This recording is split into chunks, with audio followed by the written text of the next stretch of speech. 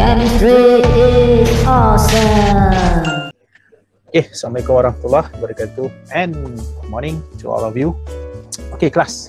Jadi in today's lesson, kita akan terus pergi pada 11.3 isomerism. Okay, so 11.3 isomerism. So in this topic, what you are going to learn, inilah dia. Okay, di mana the first part of this 11.3, you all akan introduce to apa itu isomerism. Okay, ataupun isomers. What are isomers?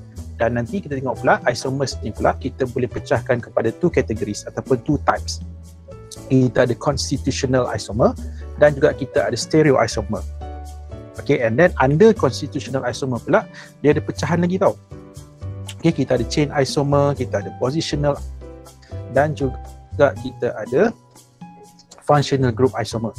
Okay, and then seterusnya the constitutional lah. Tapi kalau kita tengok pula under isomer, you akan belajar ada cis-trans isomer, and then you akan belajar enantiomers. Okay, jadi all of this will be covered dalam this 11.3. Okay, dan dalam topik ni juga you all akan diperkenalkan dengan beberapa istilah ataupun a few terms agak new to all of you. For example, macam chirality center, chiral curve. Okay, optic active, apa maksud dia? Dan kita juga akan diajar macam mana nak menentukan whether suatu organic compound tu adakah dia akan ada pasangan enantiomers ataupun tidak. Dan dalam di sini juga saya akan ajar you all macam mana nak apply ke semua structural formula yang you dah belajar dalam 11.1. Contohnya condensed structure, apa lagi? Expanded structure ataupun skeletal structure. Okay, di mana itu semua you all akan apply dekat this topic 11 point. Okay, kelas So are you guys ready? Okay, kita start dengan the first part of this chapter dulu. Kita tengok dulu tajuk besar dia. Apa itu isomerism? Apa dimaksudkan dengan keisomeran? Okay, bunyi macam pelik tapi itulah kalau dalam bahasa Melayu keisomeran lah ataupun isomerism. Okay, in terms of the definition class, so what is isomerism? Isomerism ni adalah the existence of compound ataupun kewujudan compound di mana bila kita sebut compound ni sebenarnya dia adalah lebih daripada satu tau, more than one. Okay, kenapa saya kata more than one? Because banyak-banyak compound ni, okay, itu mempunyai same molecular formula, tetapi apa yang membezakan dia adalah structural formula dia berbeza. Itu yang kita sebut sebagai isomerism. And then the term isomers. And then what are isomers? Okay, isomers pula adalah compounds tu sendirilah. Compounds, ingat dia mesti ada S. Because kalau di satu sahaja kelas, kita tak sebut isomer ni mesti one. Minimum 2. Minimum is 2. Okay, that's why bila you nak define, especially in the exam lah, kalau you salah kataan yang digunakan bukan salah tau so make sure compounds plural compounds because they are more than one that have same molecular formula. Yang lagi kan apa itu molecular formula kan, tetapi different structural formulas. Okay, structural formula dia berbeza. Itulah yang tiga yang you belajar tu. Okay, expanded, skeletal dan juga condensed. Structure dia berbeza, totally berbeza. Okay, if you guys have anything to ask, you boleh tanya right. Seterusnya kita tengok pada pecahan kelas kategori-kategori isomer ni lah. Okay, so under this isomerism yang you akan belajar ada dua sebenarnya. Yang main dia ada dua, yang utama ada dua. Yang pertama adalah what we call as constitutional isomer ataupun also known as structural isomer. Okay, and then second kita ada what we call as stereo. Okay, kelas. Normally bila kita sebut stereo ni kelas, apa dalam you punya mind kalau kita sebut stereo? Stereo. Dekat mana kita biasa jumpa perkataan stereo ni kelas? Come on. Speaker. Anyone? Tak dengar? Speaker? Yes, correct. Ataupun sound system lah. Okay, so normally kita biasa kalau sound kita ada stereo dan juga mono kan. Jadi boleh sebut pada speaker. Okay, kenapa speaker tu adalah stereo? Because dia ada right kan. Dia ada left speaker, dia ada right speaker. Dan sama juga dengan stereo isomer. Ingat, stereo isomer it always comes in pair. Dia mesti sepasang. Dia mesti ada dua. Itu stereo isomer. Dia stereo isomer dia tak boleh lebih daripada dua, tak boleh. Dia mesti dua. Because stereo means dua. Dia ada left, right. Dia ada left isomer, dia ada right isomer. Sama juga dengan stereo ni lah. The word stereo itu maksud kata stereo tu. Tak apa. Nanti more on this kita akan bincang di kemudian. Okay, cuma hari ni kita fokus dulu. Yang pertama kita tengok pada yang the first type dulu, structural ataupun as constitutional isomer. Okay, so under the structural ataupun constitutional isomer ni kelas, ada 3 categories lagi. Kita ada chain isomer, kita ada positional isomer, dan kita ada isomer. Okay, and then kalau tengok pula under stereo isomer, you belajar ada 2 Yang pertama you ada diastereomer, okay, diastereomer, dan juga enantiomer. Okey, dan kalau kita tengok lagi pada bawah diastereomer tu, saya tahu ni ramai dah mula banyaknya kami nak kena belajar semua ni. You kena belajar semua ni, jangan risau, tak susah pun sebenarnya. Kalau you faham, insya-Allah tak ada masalah. Okey, so kita ada diastereomer. Sekejap kelas, ada lagi ni yang mengetuk pintu nak masuk. Brother Kishan. Okay, morning Kishan. Okay, so under diastereomer kelas kita ada 2 tau. Kita ada 2. Yang pertama cis trans isomer. Okay, cis bukan cheese. Sebab ada student suka sebut cheese dengan perkataan cis trans isomer. Kita ada other diastereomers di mana tapi jangan risau, untuk yang molecule with 2 or more chiral carbon ini, this is not in your nampak tak ada dalam syllabus you all. Maksudnya untuk diastereomer ni yang you belajar cuma cis trans isomer saja. Jadi don't bother nak tahu tentang ini, tak perlu. Kalau you nak tahu ni you boleh cari sendirilah, tapi saya takkan ajar benda ni sebab ini is not covered in your syllabus. Jadi under diastereomer ni yang you all belajar cuma cis trans isomer saja kelas. Okay, jadi inilah basically isomer yang you all akan belajar. Okay, cuma hari ni kita start dulu dengan the first one, structural isomer ataupun also known as constitutional isomer. Okay, so firstly, apakah definition ni? Okay, let's look at the definition. Okay, so constitutional isomers are isomers. Ingat, dia adalah isomers. So, maksudnya bila kita sebut isomer ni, dia adalah compounds yang mempunyai same molecular formula, berbeza apa tadi? Structural formula kan? Tapi kalau untuk case constitutional isomer ni, okay, dia adalah compounds that having the same molecular formula, tetapi apa yang membezakan di kelas adalah connectivity. Okay, connectivity dia berbeza.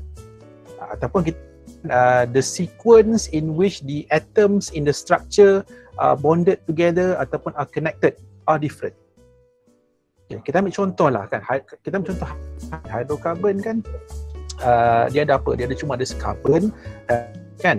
Katakanlah katakanlah kita ada suatu molekul, okay, dan dalam molecular formula itu ada 5 carbon atom. Ada 5 carbon atom. Jadi walaupun ada 5 carbon atom, jadi ada banyak cara kan 5 carbon atom ni boleh terikat. Nampak tak? Jadi bila banyak cara, maksudnya itu yang akan menghasilkan apa? Akan menghasilkan compound yang berbeza. Akan ada banyak compound yang berbeza. Tetapi walaupun compound ni semua berbeza, tetapi apa persamaan dia? Kesemua itu nanti akan mempunyai same molecular formula. Molecular formula sama, maksudnya dia ada 5 carbon ataupun dia ada bilangan, baik dia dikenali sebagai isomers. Itu compound yang berbeza. Okay, bila disebut berbeza ni maksudnya nama dia akan lain, berkemungkinan juga dia punya functional group akan lain, okay, tetapi dia mempunyai molecular formula yang sama. Ingat lagi tak apa itu molecular formula? Ingat lagi tak kelas? What is molecular formula? Chemical formula that shows the actual number of atoms dalam suatu compound. Kan? Nampak tak? Itulah kelemahan molecular formula. Molecular formula ni kelas, dia cuma menunjukkan okey, compound ini ada berapa karbon, ada berapa hidrogen, ada berapa oksigen. That's it. Itu saja. Nampak? Dia tak menunjukkan macam mana karbon dengan karbon, karbon dengan oksigen, karbon terikat. Itu yang ditunjukkan dalam apa? Structural formula. See, that is the difference between molecular formula, structural formula. Kan, molecular formula tak cerita benda ni. Molecular formula dia just tunjukkan berapa sahaja bilangan yang sebenar dalam suatu compound. Okay, so saya harap semua clear lah apa perbezaan antara molecular formula, structural formula. Okay, so kita back to constitutional isomer. Itulah dia the definition of constitutional isomers class. Okay, and then seperti mana yang saya dah tunjukkan awal-awal tadi kan. So this constitutional isomer ni dia boleh wujud dalam 3 keadaan. Okay, we have 3 cases lah. Yang pertama kita ada chain isomers ataupun sebagai isomer rantai, chain isomers. And then kita positional isomer. Bila sebut positional ni dia merujuk kepada position.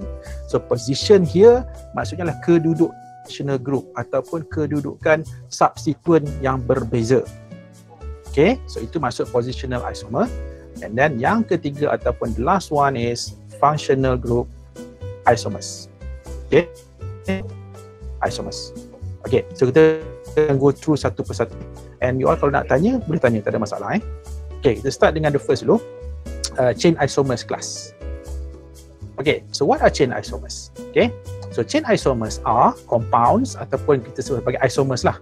Isomer kerana dia mempunyai same molecular formula tetapi mempunyai different carbon skeleton ataupun kadang saya suka gunakan different carbon backbone dia. Dia punya rantai karbon dia ataupun dia itu adalah ataupun senang cerita macam di kelas kita tengok pada the longest carbon chain dia berbeza. Okay, saya nak sentuh sedikit tentang longest carbon chain. Kadang-kadang ramai yang masih lagi berlaku kesilapan bila you all nak menentukan longest carbon. Ingat kelas, when we want to determine the longest carbon chain, you all kena satu dia punya syarat dia kena ingat. Longest carbon chain ni kita bukan kira pada bilangan. Ingat, jangan kira pada bilangan semata-mata. Okay, dia mestilah sepatutnya it should be longest continuous carbon chain. Bersambung. Dia tak boleh terputus di tengah jalan. Kalau terputus di tengah jalan tu, kita tak sebut dia sebagai longest carbon chain. Longest carbon chain ni mesti yang dia tak putus. Maksudnya bila you kira tu, dia bersambung. Okay, tak apa, nanti kita tengok beberapa examples so that you akan dapat fahamlah apa yang saya nak sampaikan ya. Okay, so ini dia punya definition dia. Okay, dan ciri-ciri chain isomers ni kelas, ingat, ni you kena faham, you kena kenal. Kalau you tak kenal tu ada masalah.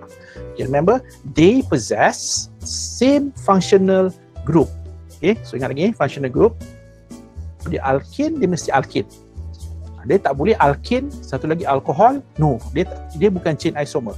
Chain isomer ni mesti functional group yang sama ataupun kita katakan dia punya homologous series dia juga mesti daripada same homologous series. Okay, so I hope you all ni sebenarnya dah belajar 11.1 dan 11.2 so clear everybody. Okay, and then what else yang you all kena tahu tentang ni kelas, ingat chain isomers chemical properties are the same. Okay, maybe ada yang sama akan tanya, kenapa chemical properties dia sama? Sebab functional group dia sama. Ingat kelas, itulah peranan functional group ni kelas. Functional group ni dia akan affect apa tahu? Dia akan affect dia punya chemical properties. Apa nanti bila kita jauh ke dalam dalam organic chemistry ni, sebab nanti kita akan go by compound tau. You akan belajar tentang hydrocarbon, you akan belajar tentang alcohol, tentang haloalkane, tentang carboxylic acid dan sampailah apalah sekali you akan belajar polymer. Okay, so kita akan dapati setiap class of compound ni kan dia punya functional group dia berbeza kan. So bila functional group dia berbeza, so that's why chemical properties dia berbeza. Contohnya alkane dengan kita contoh alkane dengan alkene. Alkane dengan alkane dia tak ada double bond kan, dia cuma ada carbon single bond saja, dia tak ada functional group. Tetapi when it comes to alkene, carbon-carbon double bond. And carbon-carbon double bond itu adalah the functional group for alkene. So that's why in terms of reactivity, alkene is more reactive than alkane. Kenapa? Sebab alkene ada functional group, alkane tak ada functional group. And kalau nak tahu, that's why alkene juga kenali sebagai apa? Who knows? Saturated ataupun unsaturated hydrocarbon? Anyone? Siapa tahu?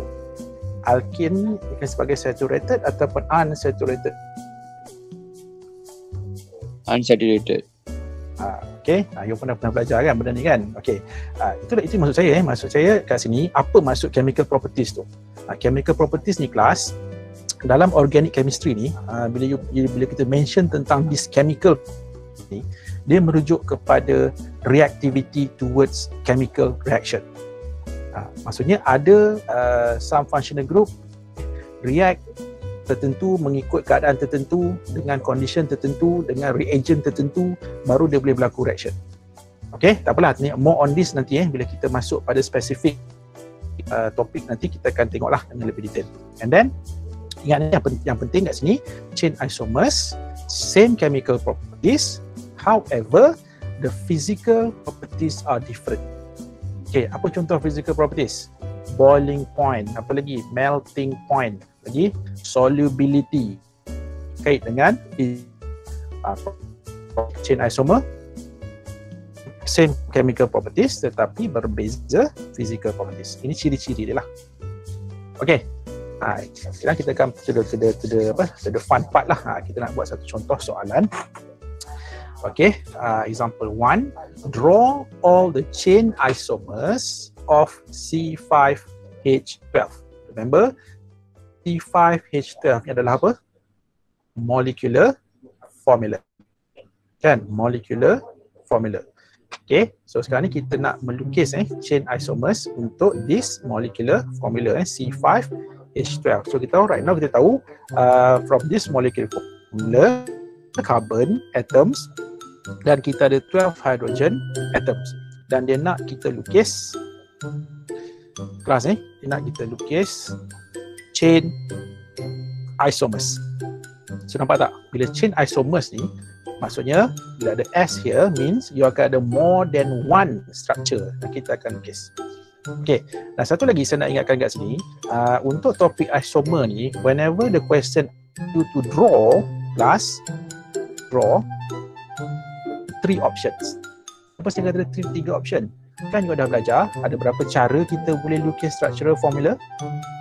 3 kan? Kita boleh expanded, you boleh guna condense, ataupun kalau you rasa you dah expert, you boleh guna skeletal structure.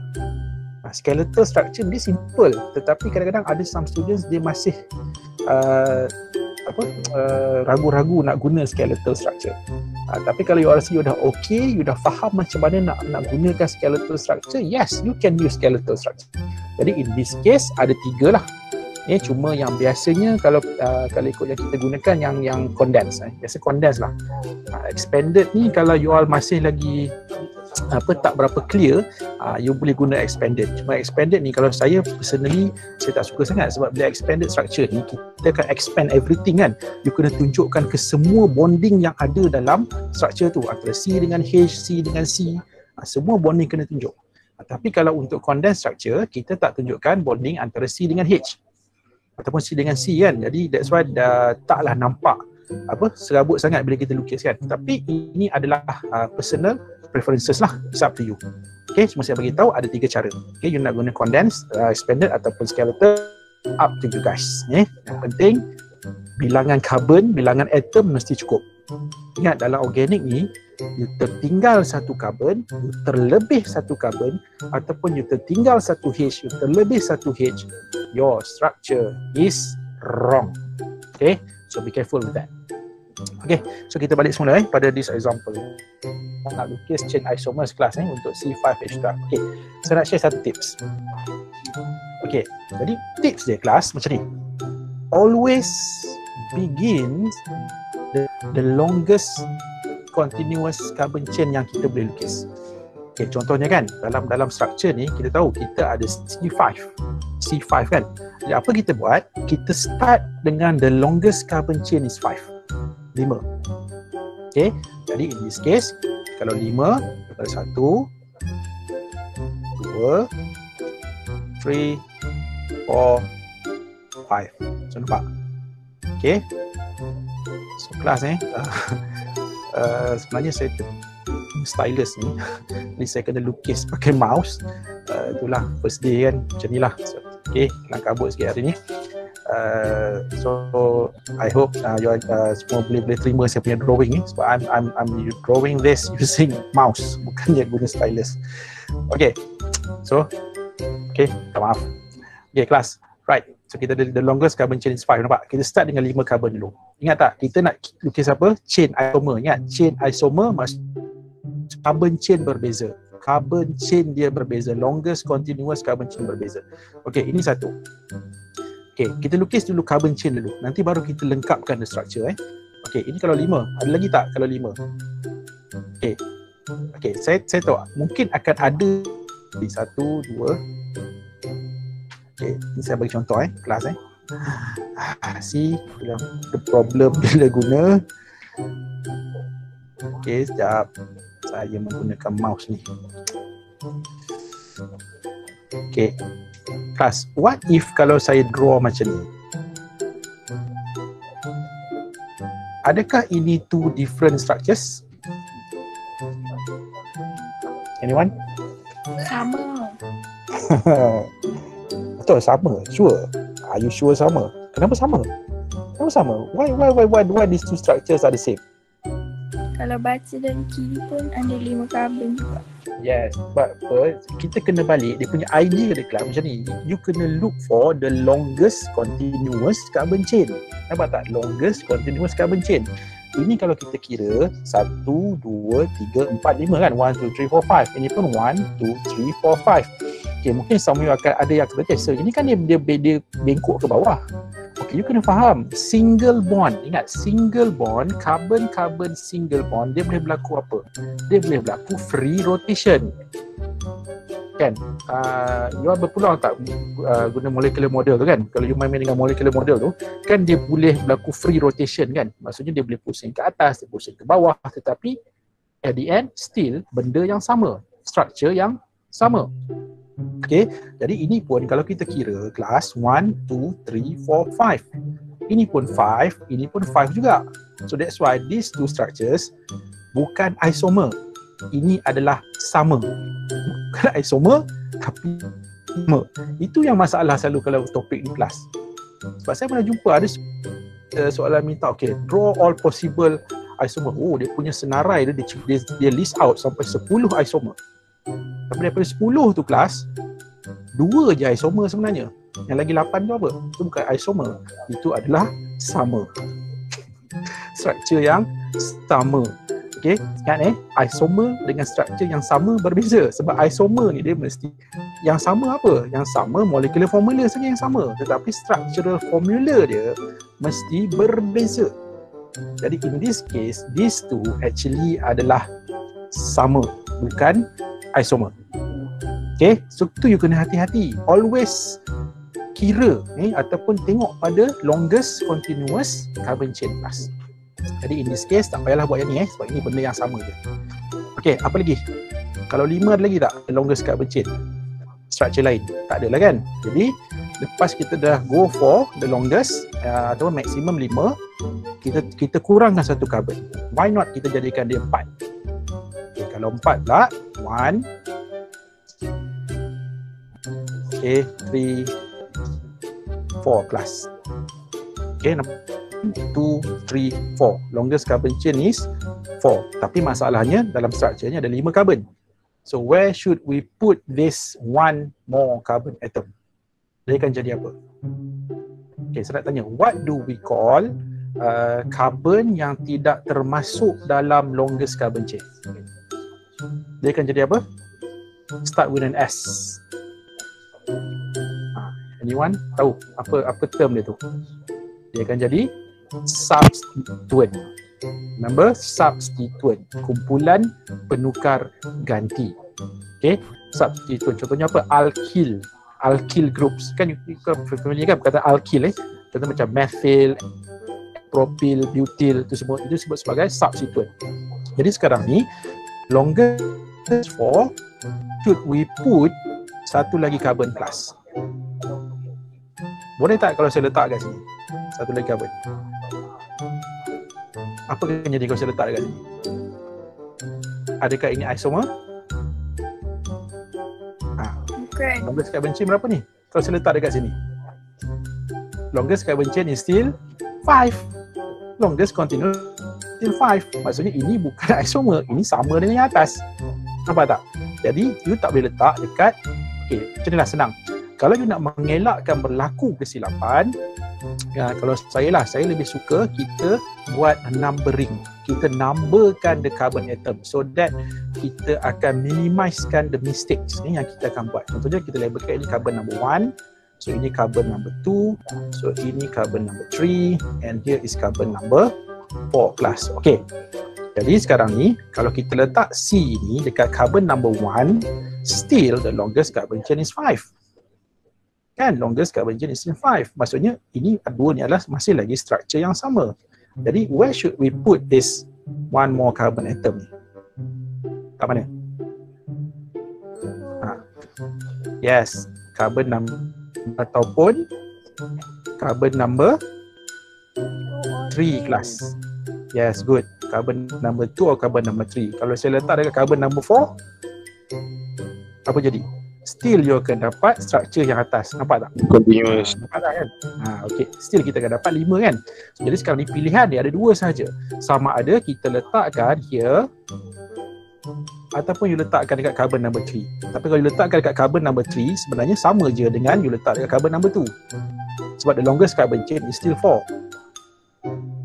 Okay? Kelas boleh faham jadi kita dah ada 1, 2. Okay, ini tadi the longest carbon chain is 5. Ini longest carbon chain is 4. Okay, ada lagi tak? 4. Okay, saya lukiskan jugalah. Mungkin ada sama you akan tanya benda ni kan. Okay. Sir, kalaulah saya letak carbon dekat sini, sir, kan ini berbeza, sir?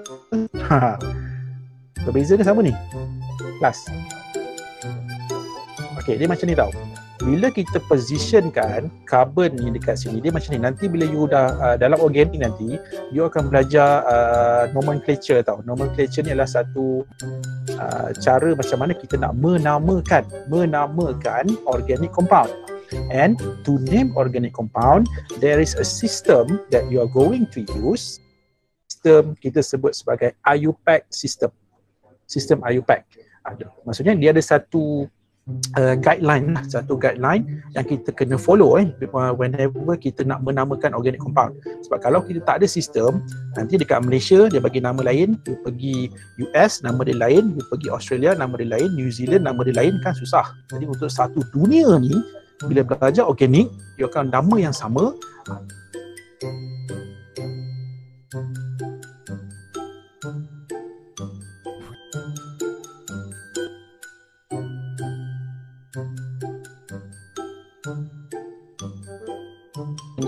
Longest carbon chain ni, okay, bila ada substituent, nampak sekarang ada satu substituent kan. Okay, so substituent ni kita kena assign dia pada the lowest number. Contohnya, okay, kalau kita nak jadikan lowest number, jadi kalau kita nak kira, kita tak boleh nomborkan daripada kanan. Kalau you nomborkan daripada kanan, 1, 2, 3, nampak tak? Jadi apa? Kita punya substituent itu dia pada carbon number 3. Itu dah IUPAC punya syarat. So that's why kita akan nomborkan daripada mana? From the left. 1, 2, 3, 4 kelas. Nampak? 1, 2, 3, 4. So kalau kita compare dengan structure yang sebelah ni, kan sama kan? Ini carbon daripada carbon methyl ataupun substituent pada carbon number 2. Ini pun substituent pada carbon number 2. Bukankah dua structure ni adalah structure yang sama? So that's why kan benda yang sama kan. Okay, tak apa, more on this IUPAC ni nanti bila kita masuk chapter hydrocarbon nanti, itulah you all akan mula belajar macam mana nak menamakan. Jadi buat masa ni nama-nama organic compound tu jangan ni sangat, jangan terlalu ni sangat. So you all belum belajar lagi nomenclature So kita fokus pada melukis dulu. Okay, saya nak ajar you all lukis dulu. Jadi sekarang ni kalau 4, ini je lah kelas. Atau ada ke? 4, longest carbon chain is 4. Ada dah kan? Jadi inilah saja. Okay, then kita kurangkan lagi. Kita tengok pula, what if carbon chain is 3? Possible tak longest carbon chain is 3? Cuba kita lukis. 1, 2, 3 class. See, 1, 2, 3. Longest carbon chain is 3. Okay, sekarang kita mana letak lagi 2? Where should we put the other 2? The rest of lagi 2 lagi. Untuk menjadikan longest carbon chain 3 kelas. Mana? Boleh letak kat sini? Boleh kan? You letak dekat sini, longest carbon chain dah bukan 3 kan? Letak pada carbon number 2 here. You letak sini 1, letak bawah 1. Nampak? So kita akan ada the longest carbon chain is 3. 1, 2, 3. So dia ada 2 subsequence. Nampak? 2 subsequence pada dia ada 2 alkyl lah. Sini alkyl, sini pun alkyl group. Jadi, so therefore, how many structures all together? Dia akan ada 1, 2, 3. Nampak? Ketiga-tiga ni apa yang, sebelum saya teruskan, kalau 2 boleh tak kelas? Boleh tak longest carbon chain is 2? Tak boleh kan? Kita takkan dapat longest carbon chain is 2.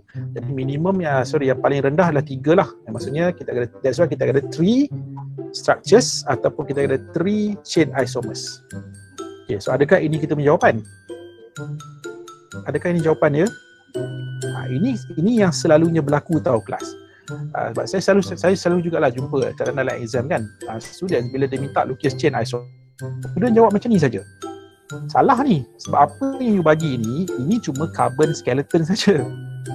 Dia seolah macam ni lah. You nak bagi orang makan, kan, you hidangkan tulang dia. Sini mana? Ini tulang dia kelas. Ini tulang dia saja. Mana the rest of the jadi lengkapkan the structures. Jadi sekarang ni kita dah tahu ada 3. There are 3 chain isomers yang kita boleh lukis. So daripada 3 ni nanti bila you all draw, kita tengok macam mana rupa dia, you all akan dapat. Sekejap saya clearkan the screen dulu. Okay, ini tadi apa? Ini yang 5 tadi kelas. Okay, 5, the longest carbon chain is 5. Okay, ini tadi yang the longest carbon chain is 4 kan? 1, 2, 3, 4. So you akan dapat macam ni. Okay, and then nama-nama ni you abaikan dulu So jangan fokus pada nama ni dulu sebab you all belum belajar naming lagi. Okay, ini pula kalau longest carbon chain is 3 class. Nampak? So kita ada 1, 2, 3. See, these 3 adalah different compounds. Tapi apa yang sama? Molecular formula sama. Lagi apa yang sama? Dia punya homologous series, kan? Ataupun dia punya in this case alkane. Nampak? Semua ini adalah alkane, kan? So dia punya chemical properties akan sama lah. Sebab apa? Ketiga-tiga ni adalah alkane. Okay, satu lagi saya nak tanya. So these 3 structures dilukis dalam struktur apa kelas? Is this condensed, skeletal ataupun expanded structure? Condensed. Kalau you look macam ni. Yes, inilah kita sebagai condensed structure. Condensed. Yes, betul. Condensed structure. Okay, selalunya dia sentuh jugalah sebab peringkat awal ni biasalah kan, mula-mula belajar organik ni dia kadang-kadang caca merbak sikit you ni. Banyak benda baru kan you belajar kan. Okay, yang pertama kelas ni, remember always check for carbon maksimum ikatan berapa? 4. Tapi kadang-kadang kan bila lukis ada juga student carbon sampai 5 sampai 6 bonding. Saya tak tahu carbon planet mana dia guna. Okay, selalu setahu saya kat bumi ni carbon 4 je bonding dia kan. Jadi maksudnya check for the bondings. Contohnya kalau carbon tu dia dah buat single bond dengan another carbon, so the remaining tu akan ada berapa lagi bonding dia akan buat? 3 kan? Sebab jangan tiba-tiba CH4. Kalau carbon tu dah buat CH4, dia tak boleh ikat lagi carbon lain sebab dia dah maksimum dah dia punya ikatan tu. Jadi hati-hati, always check for the number of bondings yang you lukis tu. Pastikan jangan tersilap, because organik dia agak cerewet sikit. You tersilap H saja, habis you punya drawing salah. Okay, dia katakan chain isomers. Dan terpulanglah kalau siapa yang menggunakan skeletal, saya tunjukkan contoh jugalah. Jadi kalau pentane ni banyak lukis skeletal, dia jadi macam ni tau. 1 2 3 4 1 2 3 4 5. Ini skeletal structure untuk pentane. Ataupun kalau siapa nak lukis skeletal structure untuk 2-methyl butane, sebab 2-methyl butane nampak the longest carbon chain is 4. So bila 4 ada dulu lah. Jadi 1 2 3 4. Okay, dia ada satu methyl kat sini kan. So mana letak methyl ni? Letak dekat atas lah guys. Nampak? So ini adalah skeletal structure untuk 2-methyl butane. And then kalau 2,2-dimethyl propane dia, kalau nak gunakan skeletal structure, dia akan jadi macam ni. Kan the longest carbon chain kan is 3. Ini longest carbon chain dia 3. Jadi 1 2 3. Okay, mana nak letak lagi 2 ni kelas? Kita buatlah 2 cabang macam ni. 1 2. Okay, yes, inilah dia. Walaupun nampak macam apa benda ni kan.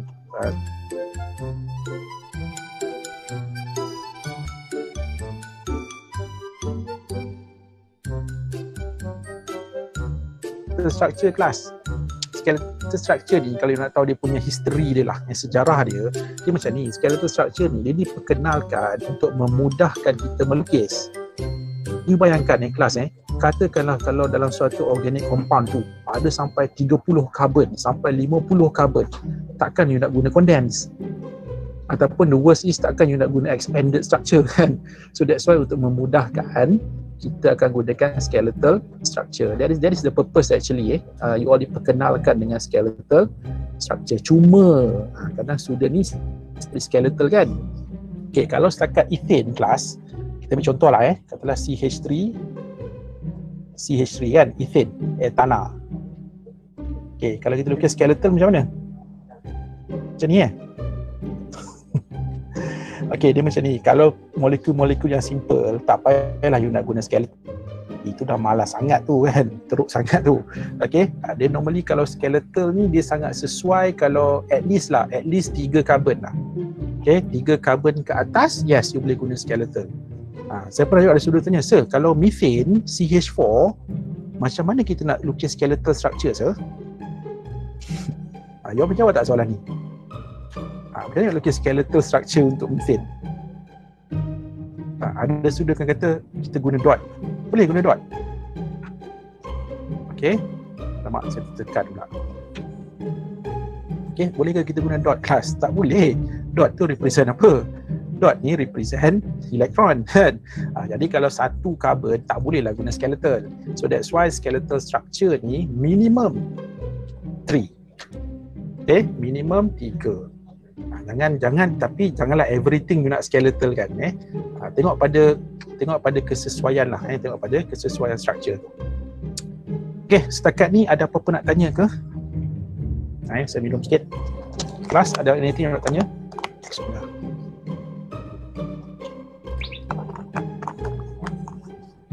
Okay ke setakat ni? Boleh So kalau okay, kita teruskan dengan positional isomers class. Okay, positional isomers. Okay, so masuk pula, dia adalah apa tahu? Dia adalah isomers. Dia masih lagi under constitutional isomer, tetapi kali ni apa yang ingat, carbon skeleton sama. Contohnya satu structure, the longest carbon chain is 5. Satu lagi structure pun the longest carbon chain is 5. Tapi apa yang membezakan adalah kedudukan, position. Position apa? Position of substituent group. ataupun in some cases position of functional group dia berbeza. Okay, kita contohlah, let's look at example 2 kelas. Okay, draw all positional isomers of C5H11Cl. C5H11Cl. Okay, jadi sekarang kita tahu untuk nak melukis positional isomers ni, kesemua structure tu mesti mempunyai same carbon ataupun the longest continuous carbon chain mesti sama. Contohnya kalau 5, semua 5. So that's why in this case kita tengok kita akan dapat kenapa kita ada 3 positional isomer? Because kita tengok the first structure Cl dekat mana kelas? Where is the position of Cl? Ingat lagi tak? Tadi saya sentuh kan? Dalam IUPAC ni, bila ada substituent, kita akan assign pada the lowest kan number of carbon kan. Jadi sekarang tengok kalau Cl itu berada pada carbon number 1, dia akan jadi 1 chloropentane. Nampak? Carbon chain yang berapa? 5. Okay, the second structure C, the longest carbon chain masih 5 juga. Tapi apa? Cl dekat carbon number 2, chloro dekat carbon number 2. Structure number 3, still the longest carbon chain is 5, but chloro dekat mana? Carbon number 3. So that's why these 3 are positional isomers.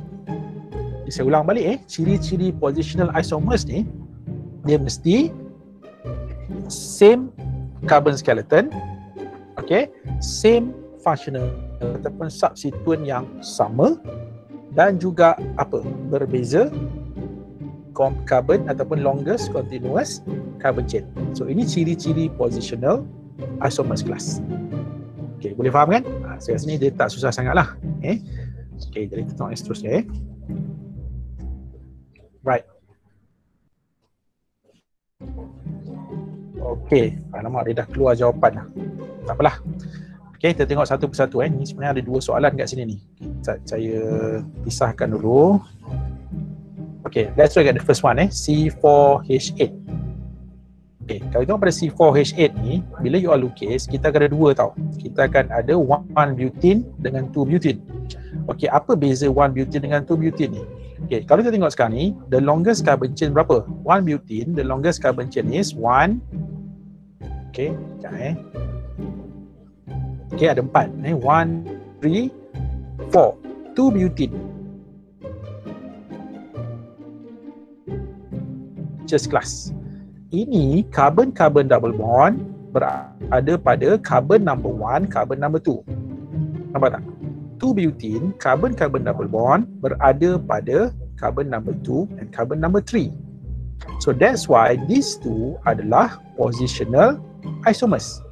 Same functional group, same carbon skeleton. Apa yang beza? Position of carbon-carbon double bond dia. So that's why these two are positional isomers. Okay, positional isomers. Okay, tengok pula yang bawah C8H10.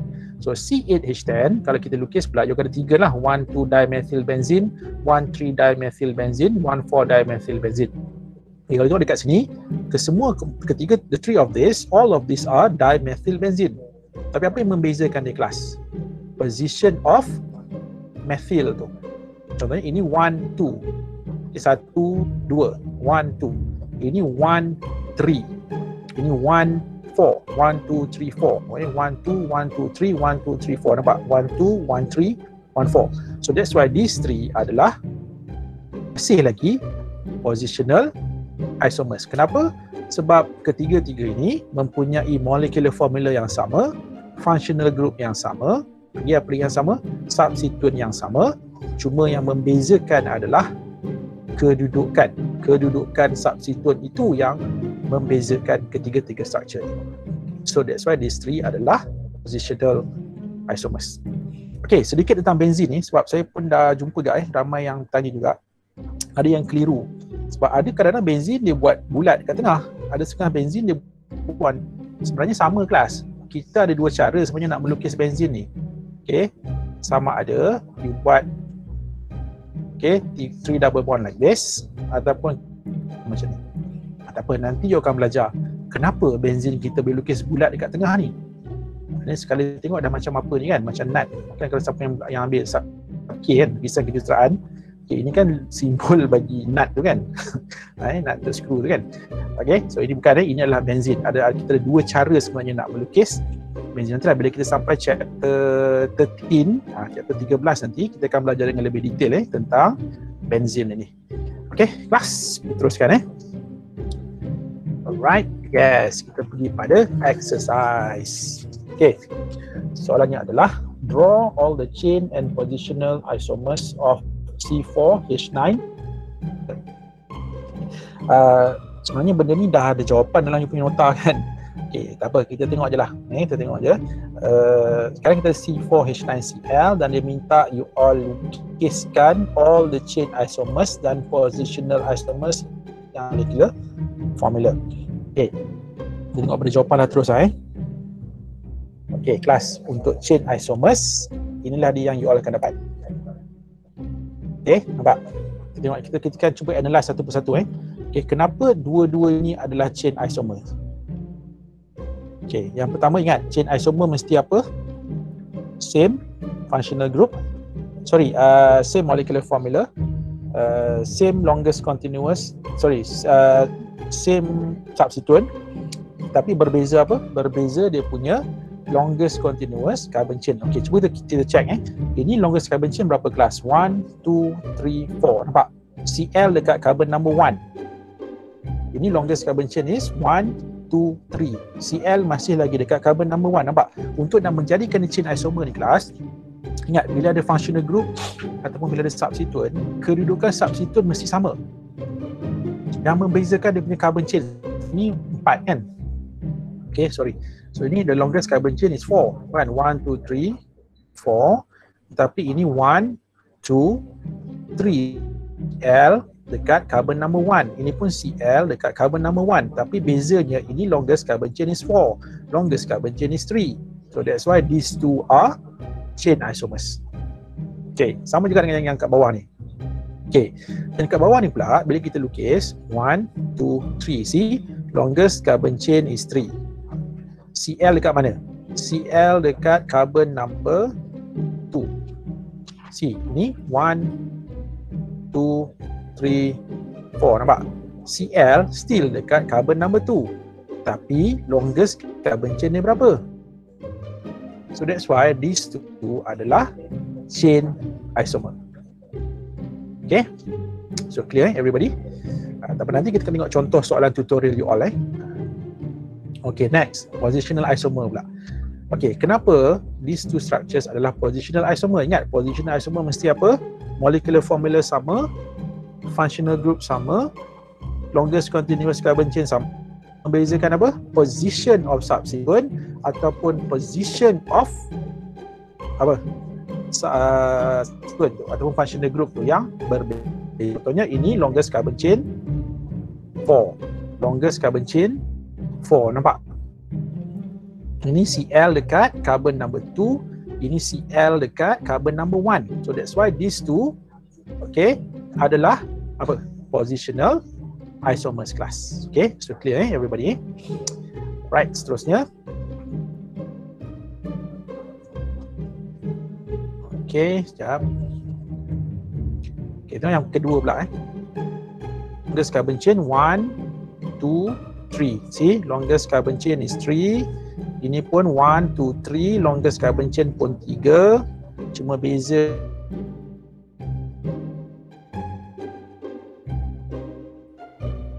itu adalah positional isomers juga. Okay, so ingat ni bila kita buat positional isomer kita membandingkan. Jadi you tak boleh kata okay, structure ini satu positional isomer, structure tu positional. No, dia bukan, that is not how kita terangkan. Bila kita isomer ni, kita mesti compare antara isomer. Okay, sekarang contohlah kelas ni, contohlah. Sekarang kita ada 4 structure like this. Kita ada 4 structures. All of these 4 adalah apa? Keempat-empat ini adalah isomers. Ingat, keempat-empat ini adalah isomers. Kenapa empat-empat adalah isomers? Sebab molecular formula sama. Ingat tu, molecular formula tetapi berbeza structural formula. Kan, that's why empat-empat ni adalah isomers. Tetapi antara empat-empat ni dia ada hubungan antara satu sama lain. Contoh structure and this structure adalah positional isomers. Nampak, boleh faham These two adalah position. Okey, katalah saya labelkan ini structure 1, ini structure number 2, ini structure 3, dan ini structure 4 Okey, sekarang kita tahu 1 and 2 adalah positional isomers. 3 and 4 adalah positional isomers. So that's why kelas bila you nak kalau soalan minta kita labelkan positional isomer, chain isomer, functional group isomer ni, betul, the first step adalah kita akan lukis ke semua possible isomers yang ada. And then bila kita dah lukis isomer tu, the best way is kita numberkan dia ataupun kita label. Maksudnya setiap structure yang dilukis tu labelkan structure 1, structure number 2 ataupun structure A, structure B, structure C. Kenapa saya kata label ini sangat membantu? Inilah bila kita nak menyatakan hubungan dia. Kan, for example, let's say kalau soalan minta kita identify apakah type of isomerism. Jadi 1 and 2 contohnya dalam this case 1 and 2 positional isomers, 3 and 4 positional isomers. Tapi kalau kita tengok pula kelas, apa hubungan antara 1 dengan 4 kelas? Cuba tengok apa hubungan 1 dengan 4. Structure 1 dengan structure 4 ada hubungan tak? Ada, tetapi dia bukan positional isomer. Sebab apa 1 and 4 bukan positional isomer? Because structure 1 CL structure 4 CL dekat carbon number 1 juga. Tetapi structure 1 dengan 4 apa? Longest carbon chain is 4. Ini longest carbon chain is 3. Jadi 1 and 4 actually adalah apa kelas? Chain isomers. Nampak tak? Jadi 1 and 4 chain isomers. 2 and 3 adalah chain isomers. Tetapi 1 and 2, 3 adalah positional isomers. Jadi you faham maksud saya Jadi bila kita nak menerangkan mana chain isomer, mana positional isomer, kita kena buat perbandingan. Baru kita boleh tahu dia adalah positional ke, dia adalah chain ke ataupun functional group isomers. Okay? Right, and then kita pergi pada the last constitutional isomer. Ini senang saja, functional group isomers. Sebab apa tahu saya kata senang? Sebab functional group isomer ni dia senang kita nak kenal.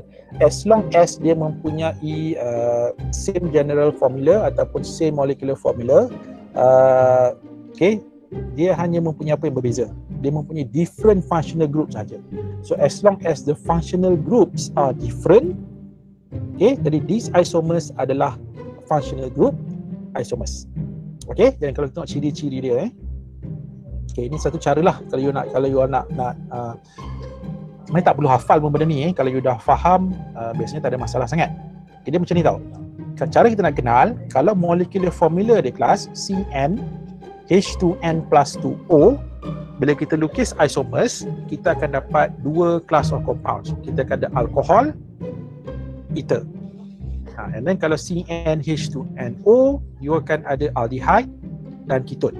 Maksudnya you akan ada satu group isomers untuk aldehyde, you akan ada satu group isomers untuk ketone. Dia ada dua. Okay, kalau kita ada CnH2NO2, you akan ada carboxylic acid dan acid. And lastly, kalau you ada CnH2n, you akan ada alkene dan juga cycloalkane. Okay, so kita tengok contoh lah. Lebih nampak sikit. Okay, ini tadilah, ini benda yang sama juga. Saya tak nak tunjukkan lah. Okay, saya rasa it's better kita pergi pada soalan lah kot. Okay, saya nak terus pergi pada soalan tutorial you all. Okay, sekejap. Alright, okay, kelas. So kita pergi pada your tutorial question. Okay, so you all boleh buka you punya soalan 11.3. Okay, semua dah ada buku kan? Ada lagi ke yang belum ada buku?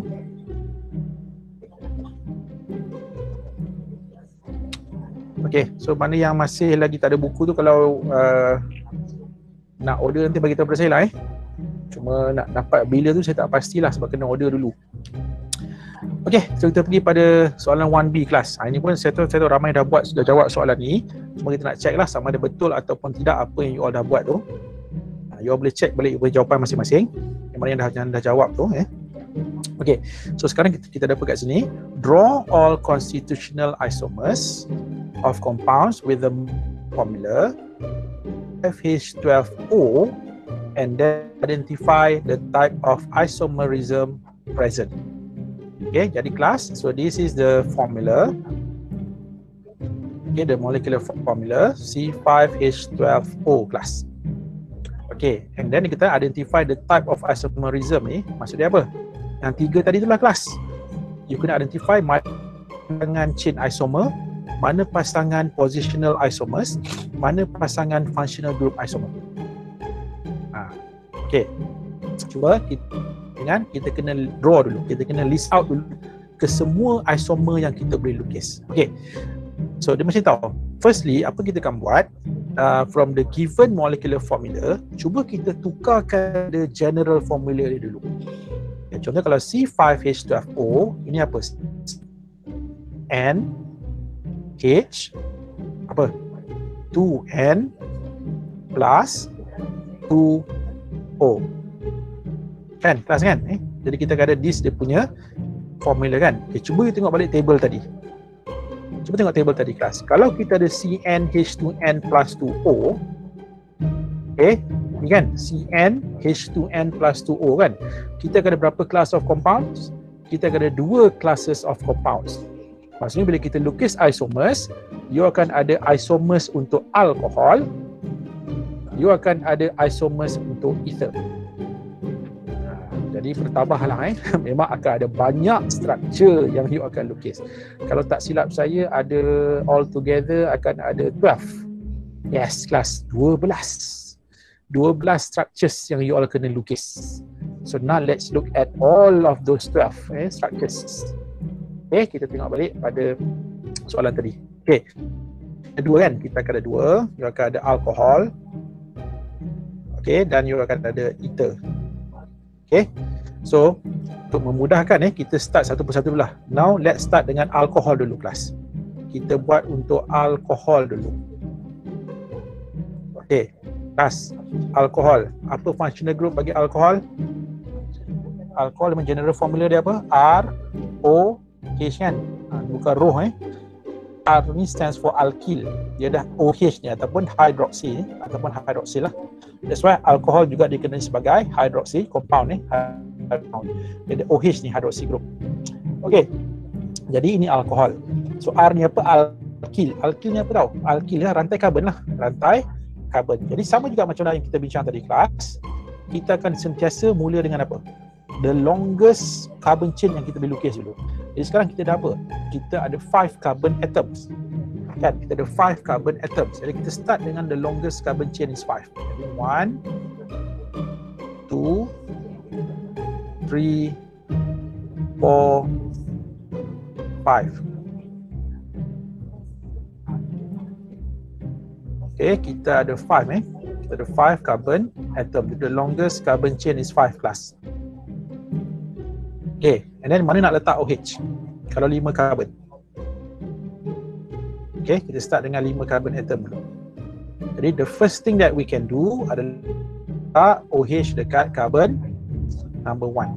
Like this. See, kita dah dapat the first structure. Congratulations. The first structure. Okay, second. Ada lagi tak kalau 5 carbon atom?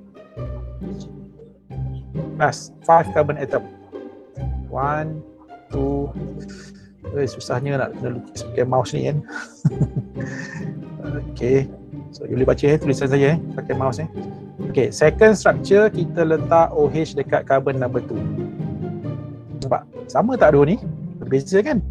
Ini longest carbon chain is 5. OH dekat carbon number 1. Longest carbon chain is 5. OH dekat carbon number 2. Jadi actually these two adalah apa? Baru kita bincang tadi. Positional. Dah nampak kan? Maksudnya these two adalah akan jadi positional isomers. Sebab apa? Ini OH pada carbon number 1. Ini OH pada carbon number 2. Okey, ada lagi tak kalau 5 carbon atoms? Mana nak letak OH? Ada lagi tak? Kalau longest carbon chain is 5. Kita boleh letak dekat mana? Ada third carbon. Yes, good. Correct. Kita boleh letak pada third carbon class. Like this. See, 1, 2, 3, 4, 5. Still the longest carbon chain is 5, tetapi OH pada carbon number 3. Kalau letak kat carbon number 4, dia akan jadi sama macam structure 2. Tu saya cakap awal-awal tadi kan, kadang-kadang student ni boleh lukis isomer, punya excited dia lukis punya banyak, tapi separuh adalah sama, bukan isomer. Okay, so be careful with that. Right. So saya rasa 5 dah initial lah, yang ada 5 carbon. Ini bukan structure lengkap lagi, ni saya baru buat dia punya carbon skeleton dulu. Nanti baru lepas ni kita lengkapkan. Okay, and then dah 5 dah cukup, baru kita pergi pada 4 carbon pula kelas. Now kita tengok pula pada 4 carbon atom. So kalau 4, so kita ada 1, 2, 3, 4. Okay, so kita letak OH dekat carbon number 1 dulu. Okay, mana letak C? Boleh tak kita letak dekat carbon number 1? Tak boleh kan? Boleh letak dekat carbon number 1, dia akan sama dengan structure mana? Dia akan sama dengan structure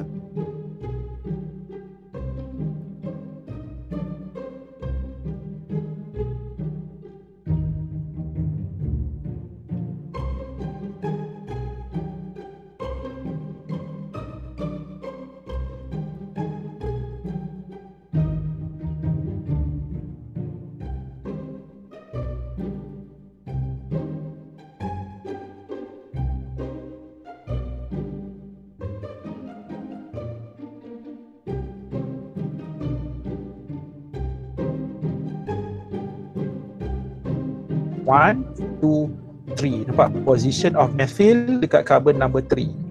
So ini structure yang kelima. Dah 5 dah Okay, next. Kita ada 4 ni, carbon. Cepat. So kalau OH dekat tempat lain boleh tak? Kita letak OH kat sini boleh? Boleh kan? OH dekat carbon number 2. Okay. Dekat mana nak letak C? Kita boleh letak C dekat sini. Ini yang ke-6. Allah, buruknya saya punya drawing. Okay, yang ke-6. Okay, lagi. Kata berbelas-belas tadi kan. Cepat. Kat mana lagi kelas? 1, 2, 3, 4. Okay, still OH dekat carbon number 2. Okay, mana kita boleh letak C? Dia boleh letak C dekat sini, betul tak? Kan? 1, 2, 3, 4. OH pada carbon number 2, C dekat carbon number 3. Ini 1, 2, 3, 4. OH dekat carbon number 2, C ni dekat carbon number 2. Jadi maksudnya ini juga adalah different structure. Dah 7.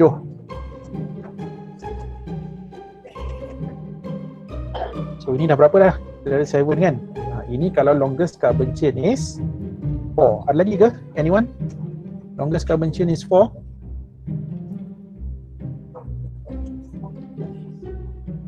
Ke dah habis untuk 4?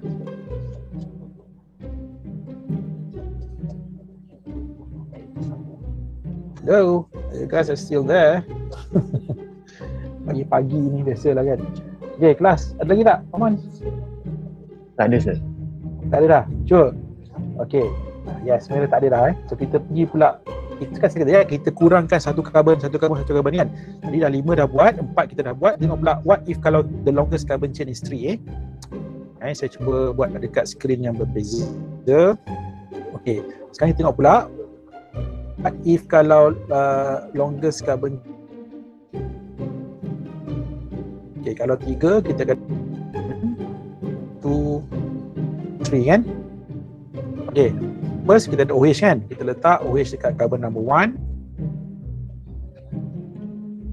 Kita ada C like this. Nampak? 1, 2, 3, 4, 5.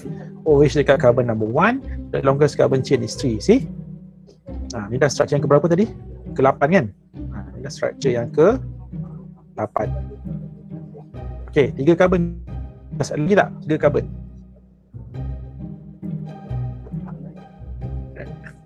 Ada any structure lagi yang boleh kita lukis? Kalau 3 kelas, kalau letak OH dekat sini macam mana? Sama kan? Boleh tak saya letak OH dekat carbon yang, kalau saya letak OH dekat carbon tengah ni boleh tak? Boleh tak saya letak OH ni dekat carbon yang tengah ni? Tak boleh. Nanti dia jadi Kenapa? 4C. Jadi apa? Dia jadi apa? 4C. Kenapa tak boleh? Jadi 4C. Maksudnya apa? Dia kan ada 5 bonding kan? Ingat carbon dekat bumi ni hanya 4 bonding saja. Setakat inilah. Tak jumpa lagi carbon yang ada 5 bonding kan? Jadi tak boleh letak kat tengah ni. Kalau letak kat OH dekat carbon tengah ni, carbon akan ada 5 bonding. Hukum oktet lah. So dia dah lebih. Carbon mana boleh expanded kan? Ingat lagi kan? Carbon period 2. Jadi dia mana boleh berlaku expanded octet. Okay, dia mesti 4 lah maximum bonding. So, ladies and gentlemen, untuk alkohol kita ada 8 sahaja structures.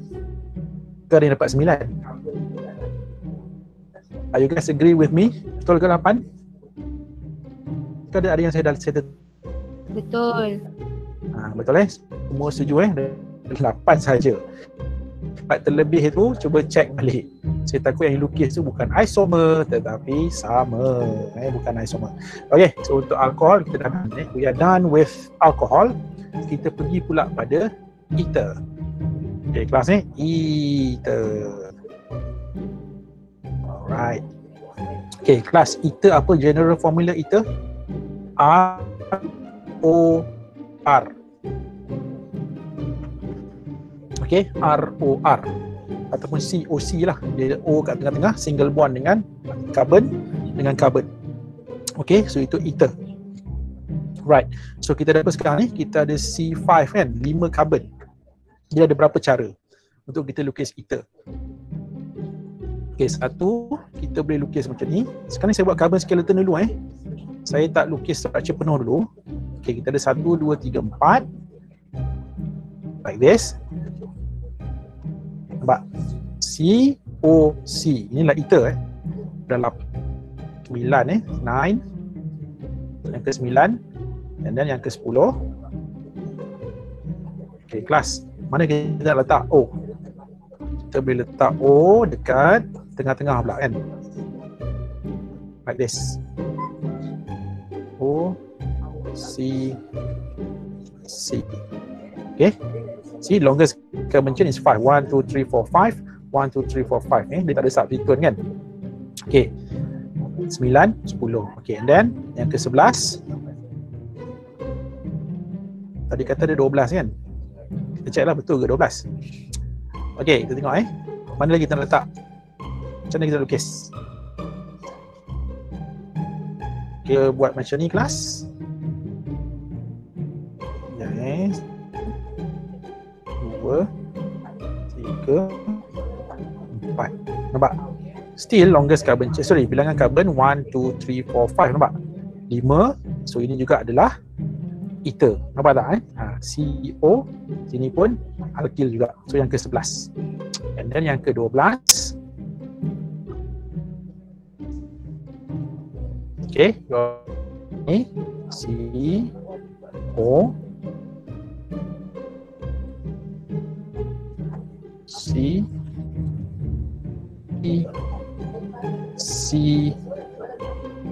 C ya. Okay. Right, ni yang ke-12. Berbeza kan? 12 dengan 11 tadi kan? Nah, ni lain tau. Okay, and then ada lagi ke?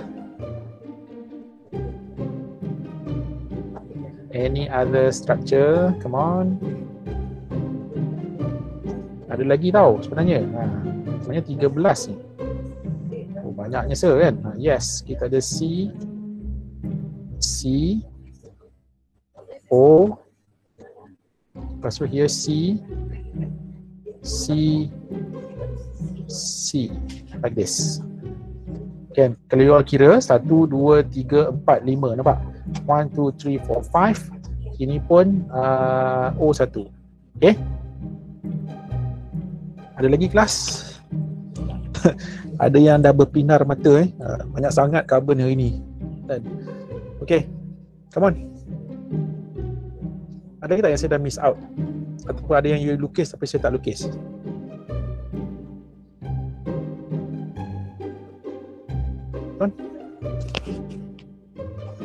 Tak ada, sir. Saya rasa dah habis kan? Dah cukup dah ni 13. Bukan 12 lah, 13 sebenarnya. Bila kita lukis baru kita tahu tau, nampak tak? Tapi kena ingat yang kita lukis sekarang ni, kita lukis carbon skeletonnya tau. Sebab kadang sudah ada yang dia suka lupa. Dia dah lukis, dia dah lupa yang dia lukis tu carbon skeleton je. So lepas tu you kena lengkapkan lah. Dan kalau you rasa macam nampak serabut, misalnya kat dia lah, you boleh je gunakan skeletal structure kan, kalau you tak nak guna condense ataupun expanded structure. Jadi all together class. Okay, kita ada apa tadi? Kita ada 8 untuk ether, kita ada 8 untuk alcohol, 8 structures for alcohol, kita ada 5 structures untuk ether. Okay, and then apa kita akan buat seterusnya? Kita akan determine the type of isomerism. Okay, jadi you tengoklah satu persatu tu. Ni saya ambil contoh ether dulu Okay, sekarang kita ambil contoh ether. Okay, kelas. Kita ambil contoh structure 9 dengan structure 10. Apa hubungan dia kelas? Structure 9 dengan structure 10. Pardon? Positional isomer. Yes, good. Positional isomers. Ini O dekat carbon number 1, carbon number 2. Longest carbon adalah 5. Ini longest carbon adalah 5 kan? Jadi ini O dia dekat carbon number 2, carbon number 3. Nampak tak? Kedudukan. Ini satu contoh positional isomers. Okey, kalau you nak tahu apakah contoh chain isomers untuk ether ni, structure number 9 dengan structure 11. Nampak? Structure 9, structure 11. See? Kedudukan O, carbon number 1, carbon number 2. Carbon number 1, carbon number 2. Nampak tak? Tapi dia punya longest carbon chain berbeza. Ini 4. Ini longest carbon chain is 5. See? Itu satu contoh chain isomer. Kalau you nak tengok pula contoh group isomer, apa? Structure 9 dengan structure 8 for example. Kan ini apa? Ini alkohol. Ini adalah ether. Jadi contohnya 8 dengan 9 ataupun 8 dengan 10, 8 dengan 11, 8 dengan 12. Jadi ada banyaklah combination sebenarnya. Okay, as long as kedua-dua structure itu molecular formula sama tetapi berbeza functional group, tak kisahlah dia punya carbon skeleton tu panjang ke pendek ke, as long as berbeza functional group class, dia adalah functional group isomers. Okay, ini saya compare ni, you kena tengok balik untuk yang awal-awal tadi, untuk the first 7 structures tu. Jadi kat situ pun, yes, So for structure number 11, right? Okay. Yes, structure 11. Ya, kenapa structure 11?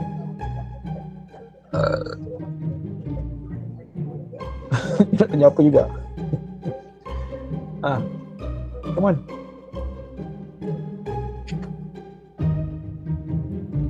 Enggak. What was your question?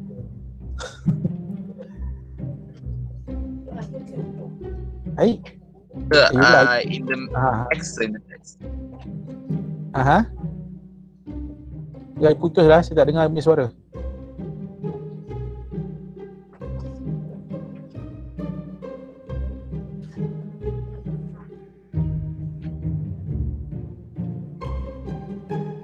Ada masalah lain ke ni Tak, kenapa you terus senyap? Oh, Jo juga you tanya. Sekejap Oh, sekejap saya baca dekat chat sekejap. Saya baca dekat chat ni sebab ada yang tanya soalan ni. Okey, kelas kita sebenarnya dah habis untuk soalan ni. Sekarang kalau kita buat sesi Q&A lah sekejap. Kalau you nak tanya apa-apa, boleh tanya. Okey. Same as 13. Apa yang same as 13? Sherina, apa yang same as 13 ni? So for structure 11 same as 13. Ya ke? Jom kita tengok balik. Itulah kelas bila kita draw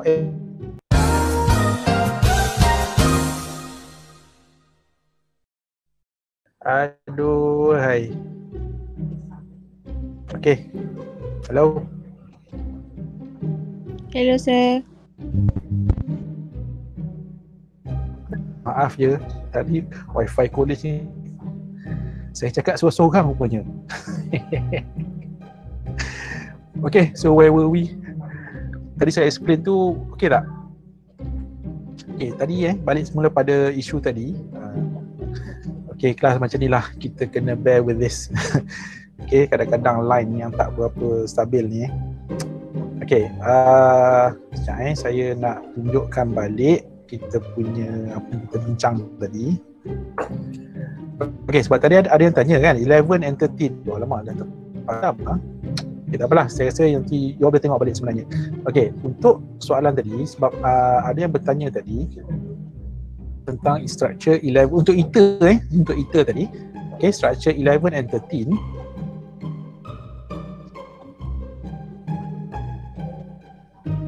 Okay, actually 11 and 13 ni kalau tengok betul-betul dia berbeza dia bukanlah isomer sebenarnya. Sorry, dia bukan sama, dia adalah isomers. Okay, and then Yuga tanya apa tadi? Sir, my question was, can we place the carbon branch in structure number 11 at the carbon number 2 from back? Alamak, itu yang masalah ni sebab yang saya draw tadi tu dah terpadam lah.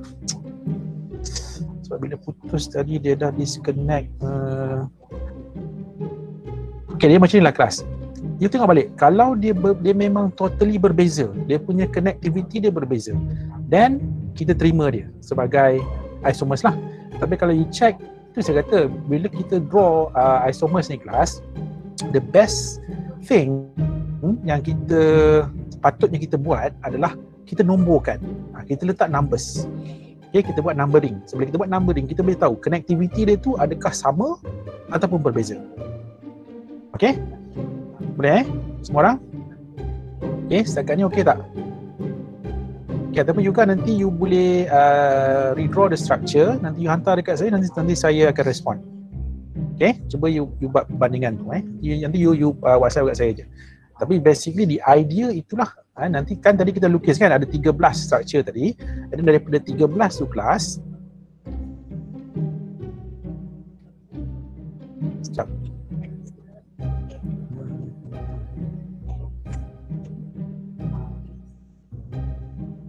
Tak, saya tak present.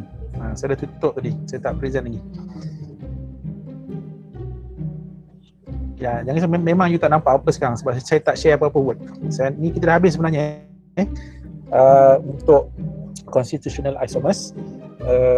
Jadi kelas jadi kita recap balik apa yang berkaitan dengan constitutional isomers sebab saya rasa topik ni penting sebenarnya because ini adalah asas tau. Ini adalah basic kepada you all punya organic chemistry.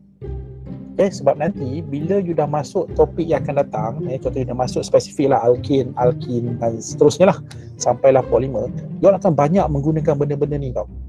Sebab nanti ada sampai dalam you punya journey dalam organik ni, isomers ni dia ada memberikan kesan kepada reaktiviti juga.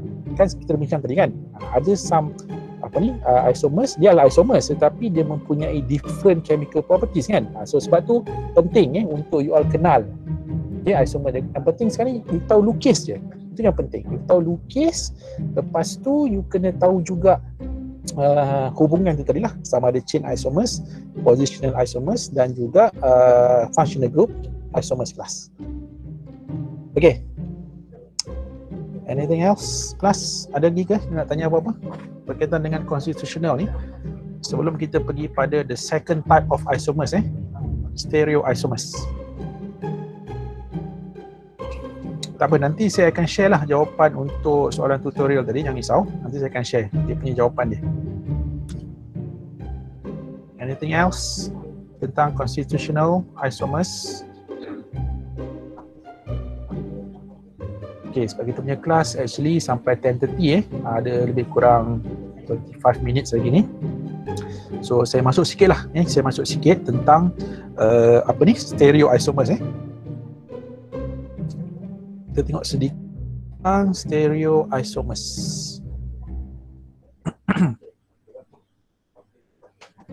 Okay. Alright, so semua boleh nampak kan screen, pada screen. I'm presenting now.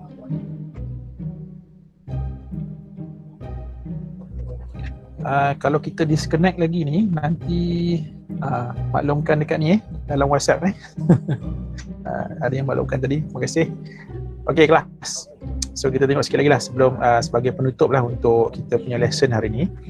Okay, kita tengok sedikit tentang stereo isomers. Okay, stereo isomers adalah kali ni berbeza it is constitutional isomer. Di mana kalau kita recap balik constitutional isomer ataupun structural isomer, apa yang berbeza? Connectivity dia berbeza. Ingat, connectivity dia berbeza. For the case of stereoisomers class, dia adalah same molecular formula. Okay, cuma dia punya catch dia dekat sini. Yang menariknya stereoisomer ni, structure dia sama. Nampak tak? Dia mempunyai same structure, tetapi berbeza arrangement in space. Nampak? Berbeza arrangement in space. Okey, saya bagi satu contoh lah. Ini tak ada kaitan dengan compound lah. Ini saya bagi satu contoh umum macam mana kita nak memahamkan the concept of stereoisomer ni kelas Okey, katakanlah kelas kita ada 3. Okey, you ada 3. Okey, balls ada 3 biji bola lah kat sini. Kalau besar sangat kita guna marbles lah. Kita ada 3 biji guli kat sini. Okay, the first marble ni dia ada smiley face like this. Okay, the second dia ada frown punya face.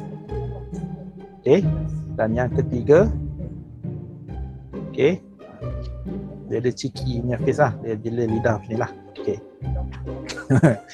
Okay, so right now kita ada 3 biji marble kat sini. Okay, so sekarang ni kita bayangkan setiap marble ini kelas represent different atoms. Okay, mewakili atom yang berbeza. Okay, mewakili atom yang berbeza. Okay, sekarang ni okay, kalau saya lukis macam ni kelas, okay, like this. Okay, and then yang cheeky ni saya letak dekat tengah. Okay, dan ini yang frown face ni, alamak, lukis pakai mouse ni susah sikit. Okay, kita buat macam ni. Okay, sekarang ni apa hubungan antara this arrangement dengan this arrangement class? Nampak? Kedua-dua ni adalah apa? Ini yang belajar tadi. Apa? Constitutional isomers. Nampak tak? Sekarang ni kedua-dua set ni dia mempunyai smiley face, frowny face dan juga cheeky punya faces kan. Kan ada 3 face ni. Yang ni pun sama. Dia punya 3 muka yang muka yang sama juga. Tapi apa beza dia? Connectivity. Nampak? Connectivity dia berbeza. Kenapa kita berbeza? Ini senyum, masam, jela lidah kan. Maksudnya dia smile, ini frown, ini dia cheeky punya muka kan. Tapi ini susunan lain. Kan yang masam tu yang paling hujung. Jadi maksudnya kedua-dua ni adalah constitutional isomers. Connectivity dia berbeza. Okey, sekarang saya nak kaitkan apa itu stereoisomers. Okey, stereoisomers pula dia macam ni. Okay, sekarang macam mana saya lukis? First, kita ada smiley face. Like this. Okey, and then second, kita ada muka yang cheeky ni.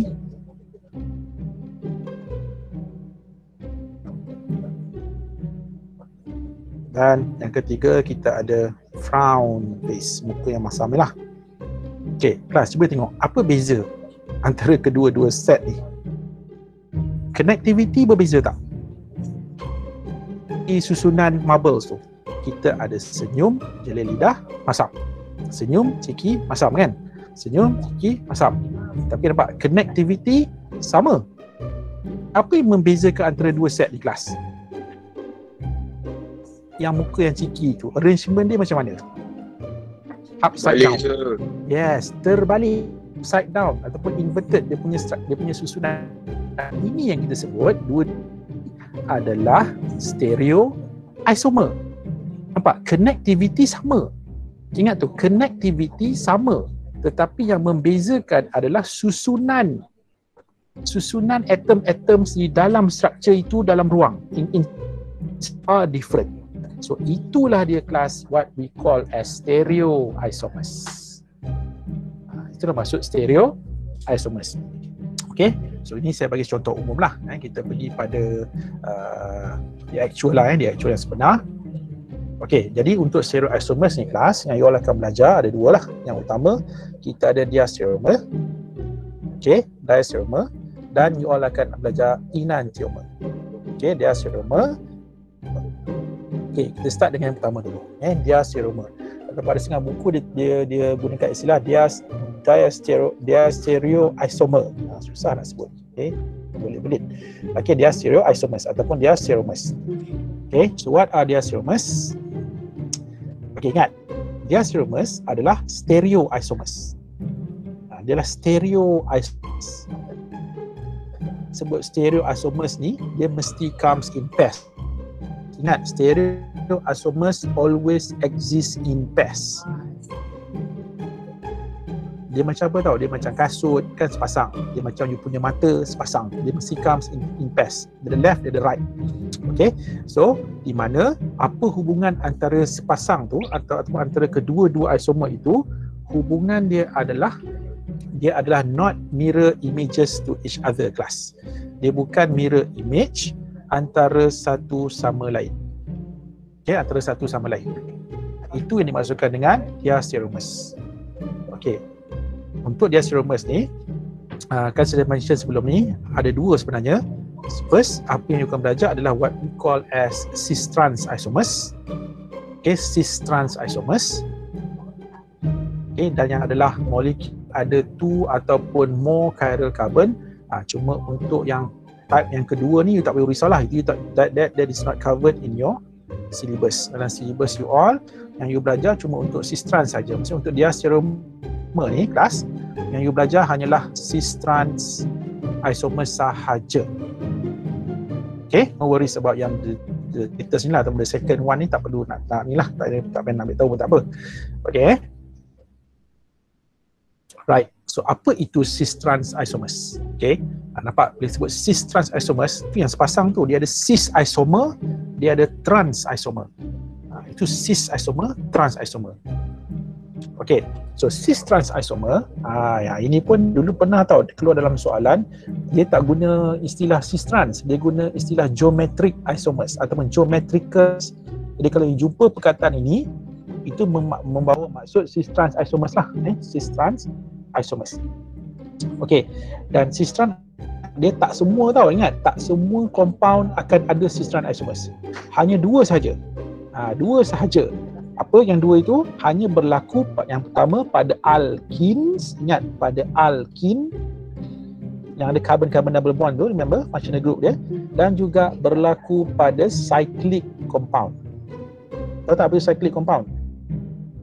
Contohnya macam cycloalkane kan, yang berbentuk ring mungkin cyclopentane ke, cyclobutane ke, cyclopropane ke, dia maksud yang cyclic lah, yang berbentuk ring, berbentuk gelang.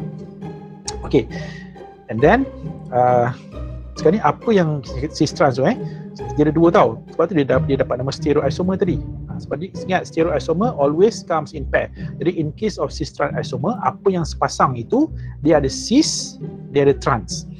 Okay, jadi apa yang membezakan cis dengan trans ni kelas? Okay, dia senang je nak bezakan dia macam ni. Cis ni dia punya apa? Dia akan berbeza in terms of substituent dia ataupun functional group dia akan berada pada same site. Apa nanti kita tengok pada contoh lah, you boleh nampak kalau same site dia adalah cis isomer, tetapi kalau dia opposite site ataupun dia bertentangan, so itu adalah trans isomer. Okay, tak apa, kita tengok contoh lah, lebih senang you nampak nanti. Cuma sebelum kita tengok pada a few examples of cis trans isomers ni, okay, kita tengok sedikit beberapa requirement. Apa syarat-syarat untuk suatu compound itu berlaku cis-trans isomers. Okay, kan tadi saya dah mention kan, cis-trans ni dia akan berlaku pada alkene, dia akan berlaku pada cyclo ataupun cyclic compound. Tapi guys, you kena ingat, tak semua alkene. Jadi you jangan pula you punya mindset you fikir, oh asalkan dia alkene sahaja dia akan ada cis-trans. No, dia ada requirement. It comes, dia ada condition dia, ada syarat dia. Jadi untuk suatu compound itu, untuk dia nak exhibit ataupun dia nak tunjukkan ciri-ciri cis-trans isomerism ni, there are 2 requirements dia kena fulfill. Sebenarnya kalau you all tengok, ini soalan tutorial you all nombor 2. Kita tengok 11.3, question number 2A kan, what are the requirements untuk suatu compound itu exhibit cis-trans isomer So ini jawapan dia lah, nanti boleh take note Okay, jadi apa syarat dia? Yang pertama kelas, okay, compound itu dia mestilah kita katakan berlakunya restricted rotation. Okay, restricted rotation. Okay, kan kita kan awal-awal tadi, ingat tak bila kita lukis the longest carbon chain kan? Ada yang ingat lagi saya buat 5 carbon tu, satu saya buat lurus, satu saya buat bengkok ke bawah dan sambung balik kan. Sebenarnya kalau single bond itu tak ada masalah. Sebab apa? Sebab dalam single bond dia tidak berlaku restricted rotation. Tapi kalau dalam double bond seperti yang berlaku dalam alkene, carbon-carbon double bond, kita tak boleh berlaku free rotation. Okey, saya beri satu contoh lah. Sekejap Okey, katakanlah ini tadi, ni saya punya fish ni mewakili carbon, ni mewakili satu lagi carbon so carbon dengan carbon. So marker pen ni mewakili satu single bond. So kalau single bond, nampak dia boleh berlaku free rotation, you boleh rotate dia freely. Tapi let's say kalau dia adalah double bond like this class. Okay, bayangkan double bond macam ni. Okay, so boleh tak kita nak rotate sebelah je? Contohnya nak rotate sebelah kanan ni, boleh? Atau nak rotate sebelah kiri? Tak boleh kan? Sebab apa? Betul dia katakan restricted rotation. Maksudnya kita tak boleh rotate either one of this carbon. Satu sebelah tak boleh. Kalau nak rotate this structure, kita kena rotate the whole structure like this. Nampak? Kita tak boleh rotate either one. Nampak apa kita kalau saya puting satu? Nampak? What will happen to double bond? Kan? Dia akan terbelit kan? So that's why dalam double bond, dia tak boleh berlaku free rotation seperti mana yang berlaku dalam single bond.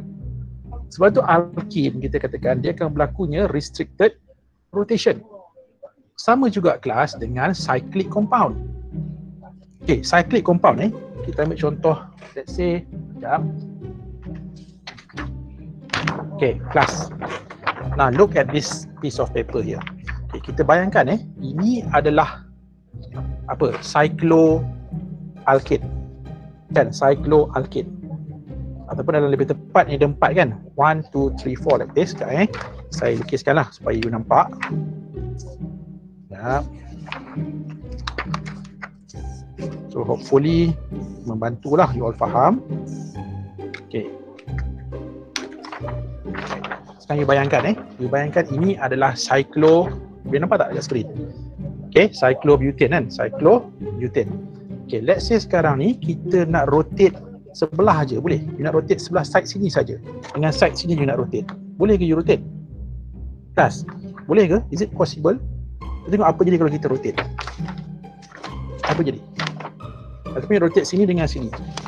Apa jadi pada structure? Tak boleh kan? So itu dikatakan dalam cyclic compound class juga berlakunya restricted rotation. Maksudnya kalau you nak rotate this cyclic compound, kita tak boleh rotate dia salah satu, no. You kena rotate the whole structure like this ataupun like this, baru boleh. Itu dikatakan restricted rotation. Sebab itulah apa yang berlaku dekat sini, syarat yang pertama dia, okey, untuk suatu molekul ni nak ada berlakunya di cis-trans isomerism, so dia mesti berlaku restricted rotation. Restricted rotation berlaku dekat dua tempat tadi lah, yang saya dah mention awal-awal tadi, carbon-carbon double bond dalam alkene dan juga carbon-carbon single bond di dalam cyclic compound. Okay, that is the first requirement. Second requirement, yang kedua. Ini juga yang ramai kena ambil tahu ni.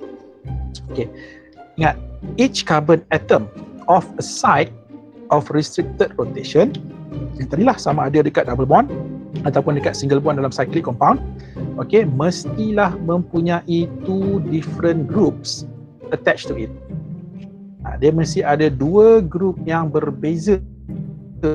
Okay, dua grup yang berbeza bonded pada carbon yang sama. Tak apa, nanti kita tengok contoh. Saya rasa you tengok contoh tu juga lebih faham lah. Okay, kita akan tengok contoh sekejap lagi. Tapi basically, so these are the two requirements. These are the two requirements untuk menjadikan suatu compound itu, dia akan wujud this cis-trans isomers. Okay, now let's look at examples so that you get the clear view of apa yang kita bincang ni. Right. So kita tengok yang case yang pertama dulu untuk case alkene, carbon-carbon double bond. Okay, satu contoh yang saya nak gunakan kat sini adalah 2-butene. This is from your punya lecture notes. Right, so 2-butene, kalau kita draw 2-butene class, kita akan boleh lukis dua cara tau. Yang pertama, you can draw it like this. Okay, so ini kita sebut sebagai cis-2-butene ataupun cis isomer. Right, okay, kenapa cis? Nampak? Dia punya methyl, dia punya substituent berada pada same site. Ini kita sebut sebagai cis class. Okay, and then kalau yang kedua, you boleh lukis macam ni. Nampak? So ini nampak dia punya methyl ataupun substituent berada pada opposite side. Okay, opposite side. So ini adalah trans isomer ataupun in this case dia adalah trans-2-butene. Saya ulang balik lah. Cis ni maksud dia apa? Dia punya substituent berada pada same side ataupun H ataupun functional group berada pada same side. Kalau trans dia berada pada opposite side. You nampak tak? Jadi sekarang ni this structure cis-2-butene dengan trans-2-butene ini yang ramai kena salah faham. Ingat kelas. So ini bukan these two structure bukan structure yang sama tau. Okay, these two are different structures. In fact, these two actually adalah cis-trans isomer. So inilah different compound sebenarnya. Dia bukan compound yang sama. Kenapa tak? Itu yang dikatakan stereoisomer tadi. Ingat stereoisomer dia mesti datang sepasang, dua, dan apa beza dia? Nampak? Dia punya beza dia adalah arrangement. Connectivity sama, nampak tak? Connectivity sama. Dia CH3, C double bond C and then CH3. Ini pun sama kan? Connectivity sama. Tetapi dia punya susunan in space, dia punya arrangement of atoms in space are different. So itu maksud cis-trans isomer ataupun in general stereo isomers class. Okay. Dan satu bisa dengarkan every time kalau you all nak draw this cis-trans isomer ni, you kena gunakan untuk alkin lah, especially untuk alkin, you kena lukis structure yang macam ni. Kena guna bentuk macam ni. Ini selalu kalau dengan student saya ni, lepas-lepas pun saya akan kata kita akan gunakan butterfly structure ni. Kenapa saya kata butterfly structure? Kalau itu dia macam rama-rama kan. Ni satu sayap dia. And then see macam rama-rama kan. Okay, lepas tu saya kata ni you kena lukis macam ni. Okay, every time nak lukis untuk cis-trans isomers, you must draw using this structure class. Okay, mesti structure macam ni. Okay, so ini untuk contoh contoh untuk 2-butene. Alright. And then kita tengok satu lagi contoh untuk 3-methyl-2-pentene. 3-methyl-2-pentene. Kalau you all lukis, kita akan dapat macam. Okay, saya nak tanya, yang the first structure ni kelas, is this cis ataupun trans isomer? Cis. Yes, so the first is cis. Beri tekan pula ini adalah cis isomer. Okay. Dan ini adalah trans isomer. Okay, so untuk nama tu tak perlu you nak tulis nama lagi, just you beritahu cis, just tulis cis isomer, trans isomer. Ataupun kalau you dah tahu dia punya nama, just beritahu lah cis 3-methyl-2-pentene ataupun trans 3-methyl-2-pentene class Okay, and then seterusnya. Okay, kita tengok pula untuk cyclic. Cyclic ataupun cycloalkane lah. So kita ada 1,2-dimethyl cyclohexane. Okay, so 1,2-dimethyl cyclohexane ni, okay, so kalau kita lukis kelas, kita dapat cara tau. First, you boleh lukis macam ni. Okay, kalau you lukis macam ni kelas, okay, sebab cyclohexane kan berbentuk hexagon See, nampak apa berlaku dekat sini? Dia punya CH3 dia on the same side. Nampak? On the same side. Side yang sama. That's why dia akan jadi cis. Okay, tapi kalau you buat macam ni, kan ni tak sama ini structure yang berbeza kan. Sebab apa? Cyclic tadi kan dia tak boleh berlaku free rotation kan. This structure and this structure je lah totally different structure sebenarnya. Jadi kalau you lukis macam ni, so ini pula akan jadi dia punya trans isomer. Jadi ini cis isomer, ini trans isomer. Ataupun cis 1,2-dimethyl cyclohexane, ini adalah trans 1,2-dimethyl cyclohexane. Dan selalu saya dengarkan untuk cyclic ni, dia tak semestinya position dia dekat carbon 1, carbon 2. Boleh jadi juga di satu dekat sini, satu dekat hujung sini. Ini yang penting kat sini kelas, you tengok pada kedudukan substituent ataupun kedudukan H tu. Kalau dia berada pada opposite direction, pada same direction, baru kita tentukan mana satu cis, mana satu trans. Cis isomer, trans isomer. Okay, nampak contoh macam ni kan? 1,3-dichlorocyclopentane. Okay, so ini apa ni? Cis ke trans? Kalau macam ni. Class, is this cis or trans isomer? Cis. Cis kan? So ini adalah cis isomer cis isomer sebab dia punya substituent ataupun punya apa ni, kalau in this case kloro ni lah berada pada same side, halogen pada same side. So ini berada pada opposite side. Jadi maksudnya ini adalah cis isomer, so ini adalah trans isomer. Okay, jadi these two adalah a pair of cis trans isomer lah. Okay, saya ingatkan, saya mention tadi kan, cis trans sepasang tau. Dia tak akan ada compound, dia ada cis saja, trans tak ada, tak boleh. Cis dengan trans ni dia akan exist together. Dia umpama macam kita punya cerita katalah dia mesti sepasang macam kasut kan. Mana ada kasut sebelah je. Dia pernah ke pergi kedai beli kasut sebelah je, mana dia tak jual kan. Dia mesti sepasang, kasut kiri, kasut kanan kan. Dia sama juga dengan cis trans. Bila ada cis akan ada trans. Bila ada trans mesti ada cis. Dia takkan boleh ada cis saja without trans or trans without cis. That is impossible. Okay, so itu tentang cis trans isomer. Alright. Okay, seterusnya kan kita tengok tadi kan saya dah mention tadi syarat yang kedua, remember, syarat yang kedua untuk requirement untuk cis trans isomer ni, dia mestilah tak boleh ada yang sama kan, tak boleh ada dua grup yang sama attach pada same carbon. Contoh dia macam ni lah. Okay, kelas. Kenapa ni tak ni tengok, nampak dia ada dua CH3 C bonded to the same carbon. Jadi kalau in this case there won't be any cis trans isomer. Dia kalau sama sebelah-sebelah is okay. Kalau side by side sama is okay. Tapi dia tak boleh ada group yang sama, substituent yang sama berada pada same carbon dekat carbon-carbon double bond tu. Kalau macam ni, it won't exhibit any cis trans isomerism. Okay, ataupun contoh lain, ini pun sama lah. Nampak dia ada dua yang sama, so tak boleh. Okay, ataupun contoh lain like this. Okay, so ini pun sama, nampak? Walaupun sini berbeza, okay, dia ada Cl ada H, tapi still dia ada dua CH3 yang sama ataupun substituent yang sama bonded to the same carbon, so there won't be any cis trans isomers. Dia takkan wujud. Okay, kelas. So saya rasa itu sajalah untuk kita punya lesson hari ini. So nanti saya akan share dengan you all jawapan untuk soalan tutorial kita.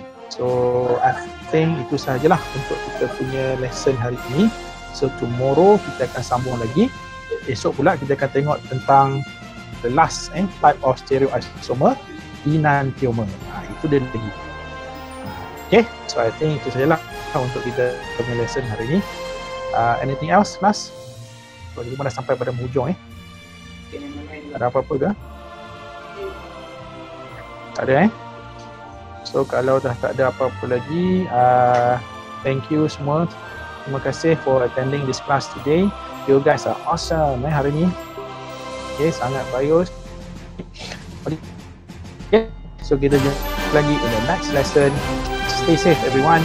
Assalamualaikum warahmatullahi wabarakatuh. Bye bye. Thank you, sir. Thank you, sir. Thank you, sir. Thank you.